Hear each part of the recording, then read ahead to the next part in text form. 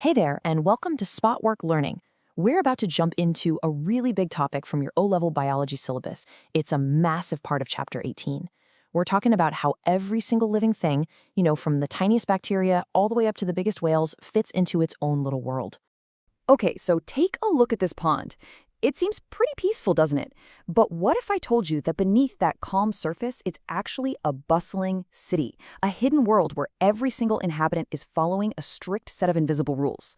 Well, today, we're going to put on our detective hats and figure out exactly what those rules are.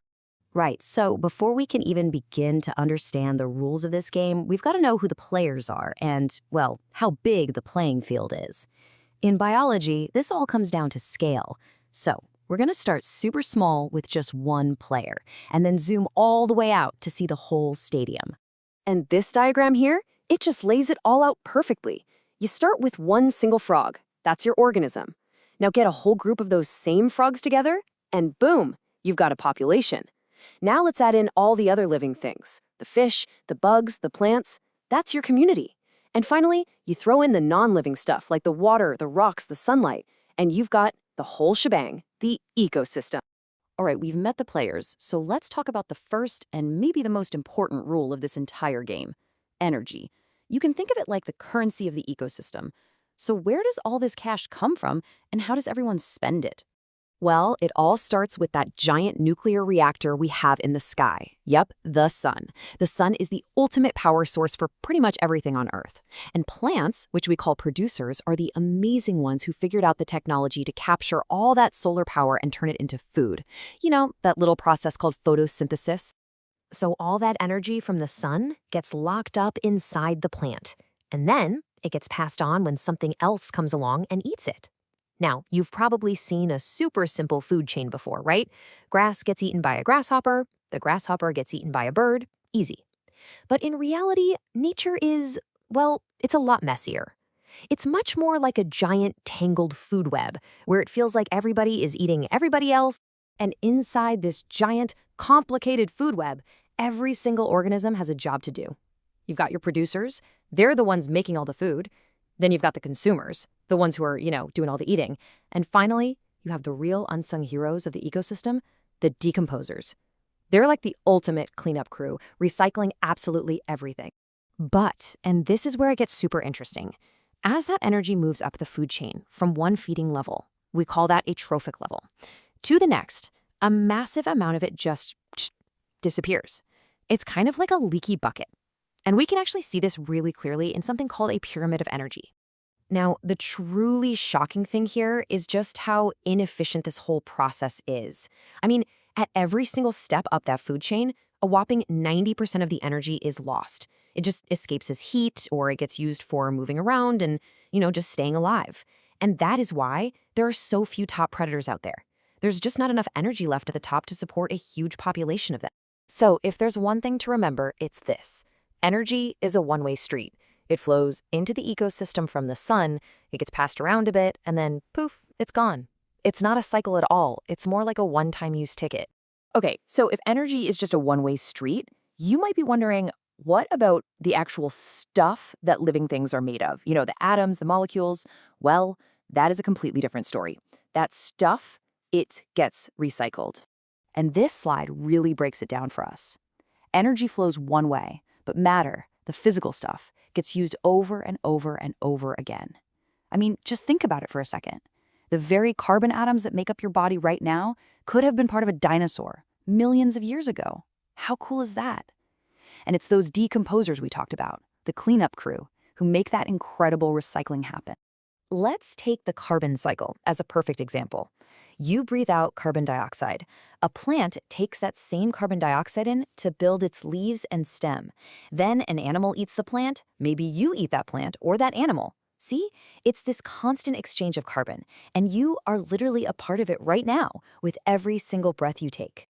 And then there's the nitrogen cycle, which is just as important. The air we breathe is mostly nitrogen, but here's the catch. We can't just breathe it in and use it. We have to rely on these tiny, tiny bacteria in the soil to basically fix it, to convert it into a form our bodies can actually use to build essential things like proteins and DNA. Without these little microscopic workers, life as we know it would just stop. So we've got our two golden rules, right? Energy flows and matter cycles. Simple enough? Now let's see how these two fundamental rules actually affect what happens out there in the real world with the populations of all the animals and plants. Okay, I want you to imagine something. Let's say you introduce a few rabbits to a perfect little island. It's got tons of yummy food and absolutely no predators. What do you think is going to happen? Well, their population is going to explode, but not forever. Eventually, their growth is going to follow this classic S-shaped curve you see right here. Let's actually break this S-curve down. First up is the lag phase. This is where things start off kind of slow as the population gets settled in. Then, bam, you hit the exponential phase and the population just skyrockets. But, of course, that can't last forever. They eventually hit a wall, which we call the stationary phase. This is where growth levels off because of limiting factors. And if those factors get really bad, they could even enter a death phase where the population starts to decline.